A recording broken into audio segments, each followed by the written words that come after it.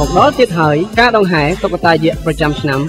2015នៅថ្ងៃសៅរ៍ទី21 ខែខែឆ្នាំ2015វេលាម៉ោង 7 ល្ងាចនឹងមានព្រឹត្តិការណ៍ដ៏អស្ចារ្យគឺការដង្ហែតុក្កតាយក្សតាមដងវិថីក្នុងក្រុងសៀមរាបប្រចាំឆ្នាំ2015សត្វអឺឡក្របីសត្វកេះសត្វសំពួយភ្នំសត្វល្អិតស្លឹកឈើត្រីផាស៊ីអ៊ីនិងអ្នកចម្រៀងទស្សវត្ស60អ្នកស្រីប៉ែនរ៉នតុក្កតាទាំងអស់នោះនឹងត្រូវដំឡើងដោយក្មេងៗមកពីសាលារៀនមជ្ឈមណ្ឌលកុមារកំព្រានិងអង្គការផ្សេងៗជុំវិញខេត្តសៀមរាបប្រមាណជា400នាក់4ដង្ហែនេះនឹងផ្ដើមពីខាងត្បូងវត្តព្រំរតន៍បន្តតាមផ្លូវខាងជើងផ្សារចាស់ផ្លូវ Park Street ទៅឆ្លងស្ពានវត្តដំណាក់បន្តតាមផ្លូវខាងកើតស្ទឹងសៀមរាបឆ្ពោះទៅកាន់ស្ពានព្រះរាជដំណាក់សម្ដៅទៅសួនបឹងកាឡូបន្តមកនឹងមានការសម្ដែងសិល្បៈផ្សេងៗទៀតផងសូមចូលរួមទស្សនាក្បួនដង្ហែតុក្កតាយក្សទាំងអស់គ្នាដោយសេរីនៅថ្ងៃសៅរ៍ទី21 ខែខែឆ្នាំ2015វេលាម៉ោង 7 ល្ងាចសូមអញ្ជើញពុកម៉ែបងប្អូនកុមារាកុមារីចូលរួមដើម្បីសម្ដែងនៅការគាំទ្រដល់ក្មេងៗនៅខេត្តសៀមរាបសូមអរគុណ